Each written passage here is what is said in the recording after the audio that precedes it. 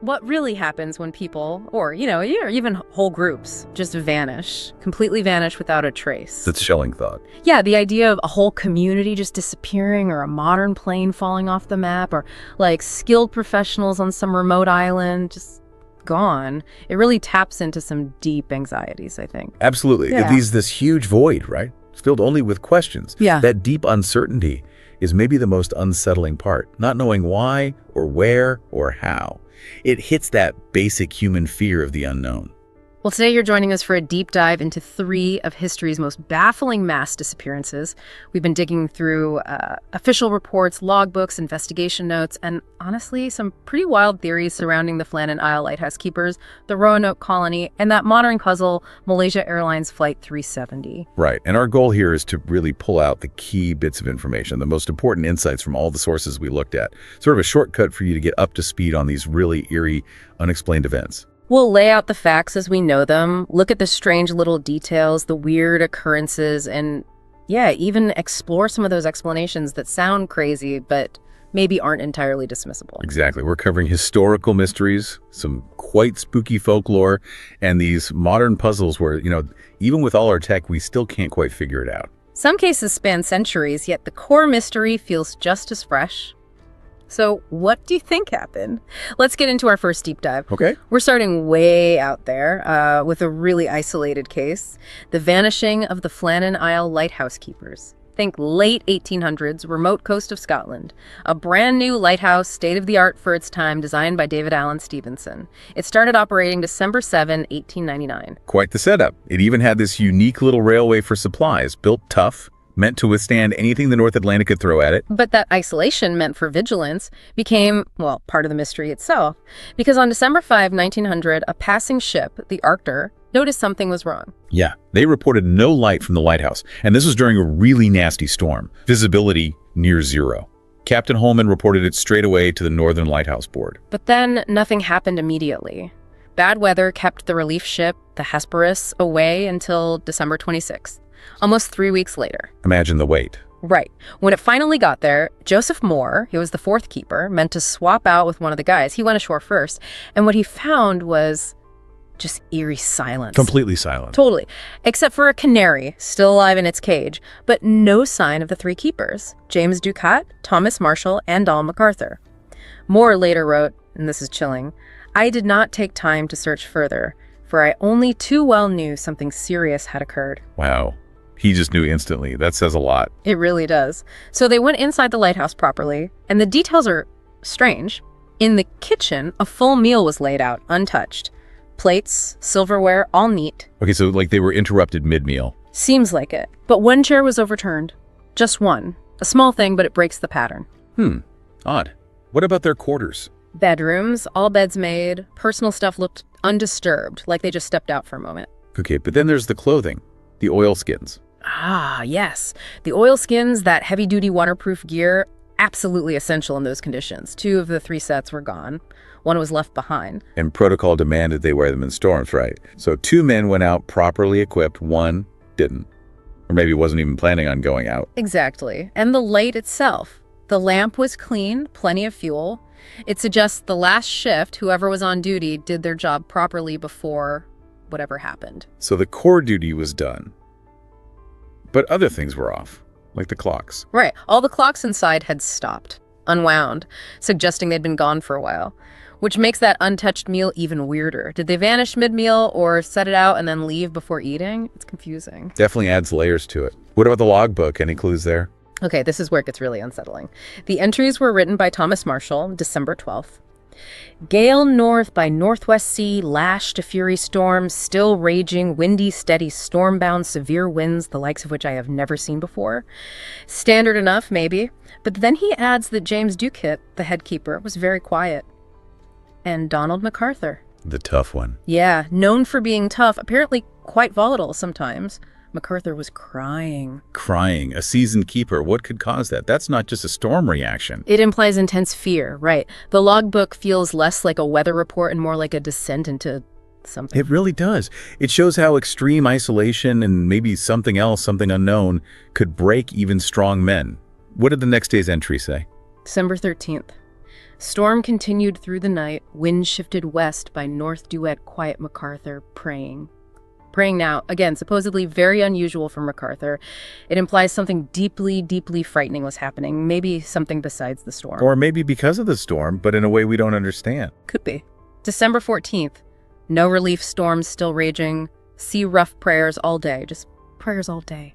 They felt trapped. It points toward something overwhelming. Psychological siege as much as a physical one. Then, December 15th, the last entry. It's abrupt. Storm ended, sea calm, God is over all. God is over all. That phrase, it's ambiguous. Resignation, relief, or something more ominous, like they knew something was finished. Exactly. And here's the thing. The storm ended on the 15th, according to the log. But they were still gone on the 26th. If the storm passed, why vanish then? Why not just wait for the relief ship? That's the million-dollar question. It doesn't quite add up with just the storm ending. What about outside the lighthouse? Any clues found there? Yes. Big ones. The west landing platform was heavily damaged. Iron railings bent, a storage box torn open, contents scattered. Remember, this landing was high up. How high? About 110 feet, 34 meters above normal sea level.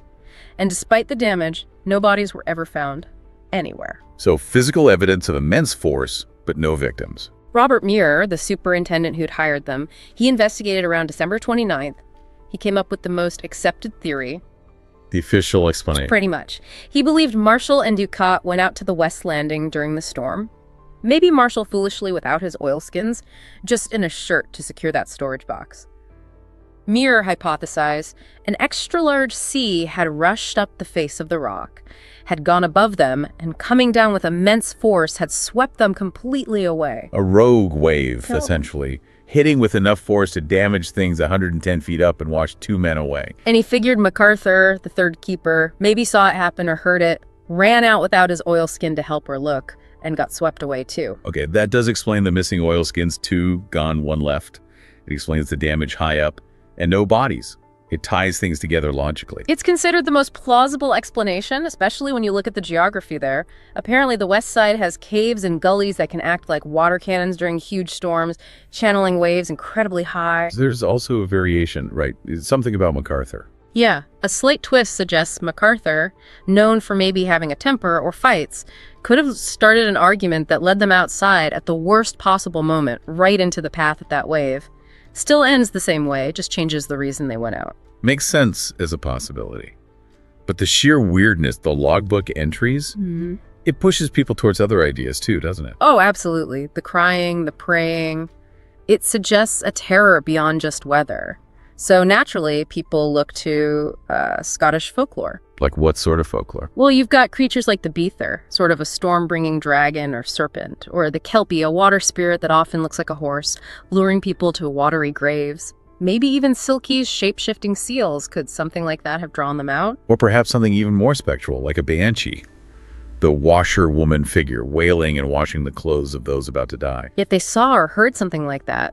It would certainly explain the extreme fear in the logs and maybe why they fled the lighthouse even without proper gear. It steps outside conventional explanation, but taps into the psychological horror the logbook hints at. And inevitably, when you have a complete disappearance like this, especially with that high-up damage, the theories go further. You mean extraterrestrial? Yeah, alien abduction. Some argue that a wave couldn't reliably cause that specific damage 110 feet up. They wonder if a UFO landed or hovered nearby during the storm. Strange noises, flashing lights. Could that be what terrified them and lured them out, only to be taken? It's definitely out there, but like you said, it does offer a total explanation for why no trace was ever found. A very clean disappearance. Okay, from one kind of isolation to another, let's shift to an entire community that vanished. The Lost Colony of Roanoke. This is a foundational American mystery. Right. Before the English really got going, you had Giovanni da Verrazzano scoping the coast for Italy in 1524. Then Queen Elizabeth I gave Sir Walter Raleigh the charter to colonize in America. And Raleigh, interesting guy. He never actually set foot in the Americas himself, did he? No, strictly a finance and management role from England. His first real attempt was the Lane Colony, 1585. Led by Ralph Lane, it didn't go well, supply issues, and they clashed pretty hard with the local Secotan tribe. Understandable, perhaps. So Raleigh tried again in 1587. He convinced about 115 men, women, and children this time to settle on Roanoke Island just off the coast. And this time they seem to have slightly better relations, at least initially, with a different group, the Croatoan people. They even had a liaison, Manteo, who helped bridge the gap. But things were still tough. The governor, John White, he had to sail back to England on August 27, 1587, just a few months after arriving to get more supplies. And that's where history intervenes in a big way. He got stuck. The Spanish Armada was threatening England, and Queen Elizabeth ordered all ships to stay put for defense. White couldn't get back until 1590. 3 years. Imagine being left for 3 years on that coast. Exactly. When White finally managed to get passage back, it was on a privateering voyage, basically. State-sponsored piracy, not exactly a dedicated relief mission. So he gets back. They see smoke on Roanoke on August 12th and 17th. Signs of life, maybe? But when they land in August 1590, desolate. Nothing. Well, clues. Fresh footprints in the sand, oddly enough, but no people. A tree facing the water had Kalo carved into it. The houses, the defensive palisade walls, all taken down, dismantled, not destroyed, but carefully taken apart. And the most famous clue. Near where the wall was, carved into the bark of a poster tree, was the single word, Croatoan. Belongings were scattered, some of White's own things too. But the people, all 115 of them, gone. Just vanished. And White couldn't even follow up on that Croatoan clue properly, could he? No, his attempt to sail to Croatoan Island, which was nearby, failed. An anchor snapped, a storm blew them off course. He had to return to England, heartbroken. His daughter and granddaughter were among the missing. And Raleigh's reaction to all this seems, well, telling. Yeah, pretty detached, actually. He seemed more interested in keeping his land charter rights active than finding the colonists. He even falsely claimed they were alive for a while. And those later expeditions he sponsored. Turns out his 1594 search was really a hunt for El Dorado, the city of gold. And a 1602 trip was just about harvesting sassafras wood, because the price had shot up back in England. So profit over people seems to be a running theme. It looks that way. He eventually got arrested in 1603 for treason, related to plots against King James I. Other later search attempts by different people also failed, sometimes fatally. The mystery just deepened over time. So what are the main theories about what happened to those 115 people? Well, one connects back to Raleigh's possible motives. The idea that maybe, even before White left in 1587, Raleigh secretly ordered the colonists to move inland. Why inland? To harvest that valuable sassafras, possibly near the Alligator River area.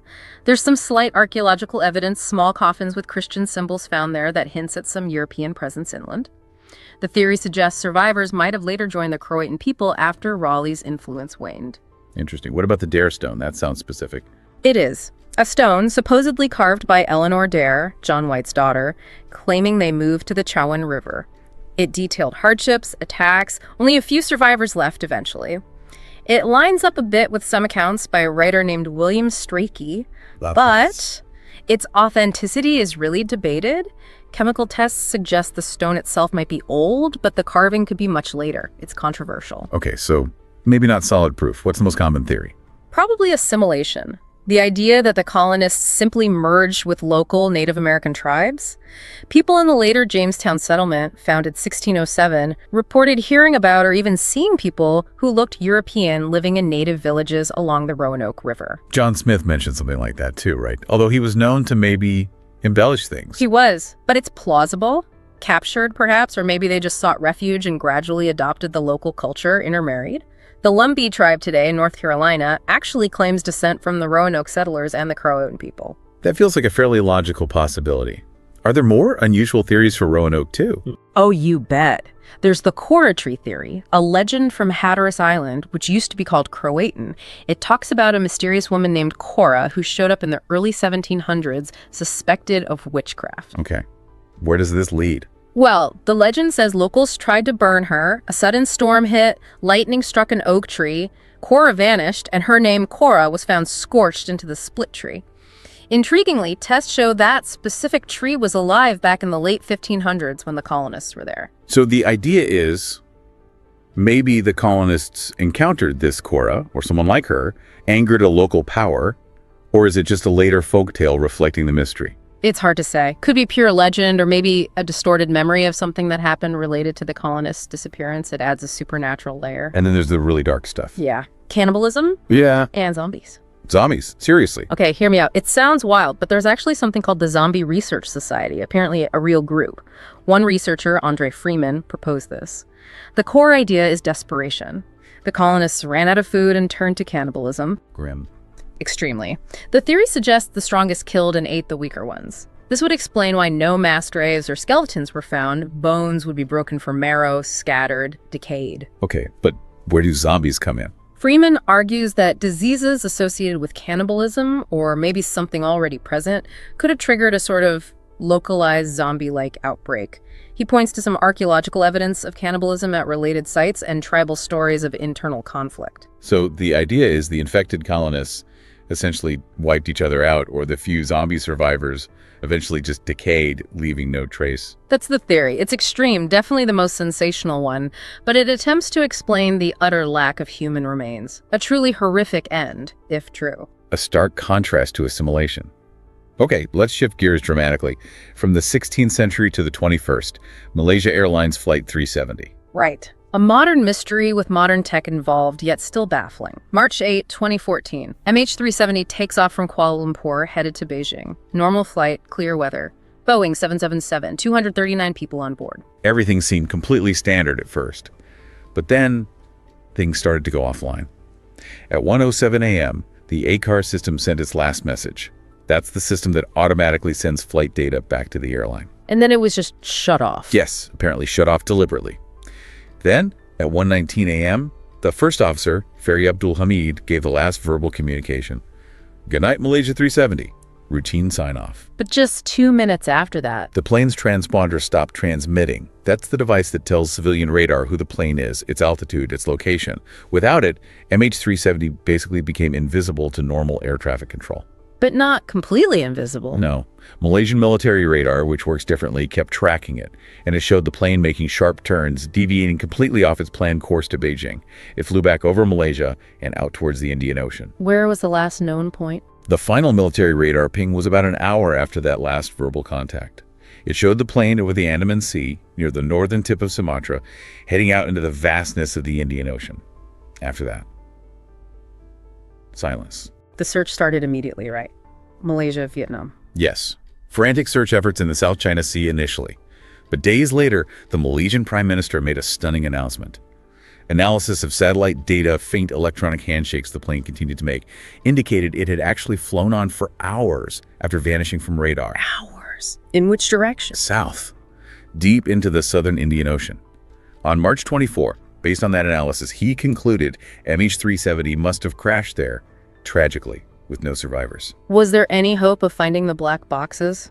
There was a moment. About a month later, an Australian ship, the Ocean Shield, detected underwater pings consistent with black box signals, way off the coast of Western Australia. Huge excitement, but extensive searches of the seabed found absolutely nothing. False hope. It wasn't until much later that actual pieces of the plane started showing up, right? Correct. Over a year later, July 2015, a man cleaning a beach on Reunion Island, which is thousands of miles west of the suspected crash zone, found a large piece of wing wreckage. And they confirmed it was from MH370. Yes. It was identified as a flaperon, part of the wing's control surfaces. A maintenance serial number on it definitively linked it to the missing Boeing 777. This was the first concrete proof the plane had indeed gone down in the Indian Ocean, and more pieces followed. They did. Debris started washing ashore on coastlines across the western Indian Ocean. Mozambique, South Africa, Madagascar, Mauritius, Tanzania, wing fragments, stabilizer parts, cabin interior pieces, all consistent with MH370 and showing signs of a high-speed impact. So the debris trail confirmed the crash location was somewhere in that vast southern ocean and the plane broke up. But the main wreckage? Still missing. Despite enormous multi-million-dollar underwater searches covering tens of thousands of square kilometers of seabed, the main fuselage and the crucial black boxes have never been found. It's incredible. A huge modern jet can just vanish like that, even with debris found. So the big question remains, why? What happened on that plane? And this is where the theories really diverge. One of the most prominent and frankly disturbing is pilot murder-suicide. Focusing on the captain, Zahari Ahmad Shah. Primarily, yes, or potentially the crew collectively.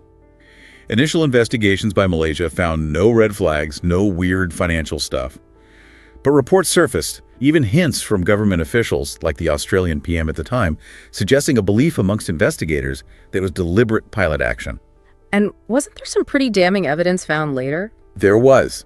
In 2016, New York Magazine published details from classified FBI documents. They showed Captain Shaw had used his sophisticated home flight simulator just about a month before the disappearance to practice flying a flight path eerily similar to the one MH370 is believed to have actually taken. Wow. A simulated flight deep into the southern Indian Ocean, ending where the fuel would run out. Exactly. Combined with the Malaysian PM's early claim that the ACARS and transponder were deliberately disabled before the plane even left Malaysian airspace. Yeah. It paints a very suspicious picture. Okay, that's a strong contender. What about other major theories? Another persistent one, though highly controversial, involves the U.S. military base on Diego Garcia.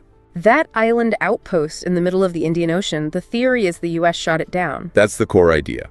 That MH370, for some reason, flew too close or was perceived as a threat and was shot down near Diego Garcia. Proponents point to the precedent of Iran Air 655, shot down by the USS Vincennes in 1988 by mistake. What would be the motive, though? Why would MH370 be flying near Diego Garcia? This is where it gets complex. Some speculate about the cargo, around 500 pounds of lithium-ion batteries. Others connect it to passengers specifically. Suggestions that some Chinese tech engineers on board might have had sensitive data, maybe hacked U.S. defense secrets, and the captain was cooperating with someone, perhaps the U.S., to divert the plane. Wait, so the captain was trying to deliver the plane to Diego Garcia? That's one version. And intriguingly, Captain Shaw's flight simulator also reportedly showed practice landings on small, remote island airstrips, including Diego Garcia's runway coordinates. But if it was a planned arrival, why shoot it down? That doesn't track. Right, it's contradictory. Unless it was a plan gone wrong, a misidentification during approach, or maybe some kind of double-cross scenario. Yeah. It's murky. Is there any supporting evidence for the Diego Garcia theory? There are eyewitness accounts. A Maldivian newspaper reported that several residents on Kutahuvitu Atoll, which is north of Diego Garcia, saw a very low-flying jumbo jet with red stripes matching Malaysia Airlines livery, heading southeast towards Diego Garcia around 8 a.m. on the morning it disappeared. They also reported hearing loud noises. And ocean currents from that area? Would potentially carry debris towards Reunion, Mozambique, Madagascar, exactly where wreckage was found. So location fits, plausibly. But the debris itself, any signs of being shot down? That's the major counter-argument. Yeah. None of the recovered debris shows any evidence of missile impact, shrapnel damage, or fire that you might expect from being shot down. So circumstantial evidence points one way, physical evidence points another. Still a puzzle. What else is floated out there? Well, you get the more extreme theories again. Meteor strike, black hole, alien abduction, the usual suspects for utter vanishing acts. A slightly more grounded, though unproven theory is a fire on the cargo hold, perhaps involving those lithium-ion batteries, incapacitating the crew and causing the plane to fly on autopilot until it ran out of fuel. So many possibilities, yet none fit perfectly. It's just gone. A truly modern enigma. So, thinking about all three of these, Flannan Isles, Roanoke, MH370, what stands out most to you across these incredibly different cases? We've gone from lighthouse keepers vanishing mid-routine to an entire colony just gone, to a modern jet disappearing from the sky. It's the completeness of the mystery in each case, I think. Despite investigations, technology in the MH370 case, centuries of searching for Roanoke, we still lack definitive answers. Each story leaves us fundamentally with more questions than answers. It really highlights our fascination with the unexplained, doesn't it? Why do you think these stories group us so tightly across time and culture? It has to be that need to know, right? To make sense of the senseless. These moments where reality seems to just break, they challenge our whole understanding of the world and our control over it. Which leads to a final thought. In a world that feels increasingly mapped, tracked, documented, how vulnerable are we really to just disappearing? Or does all our technology just reveal new kinds of mysteries we couldn't even see before? That's the unsettling question to ponder, isn't it?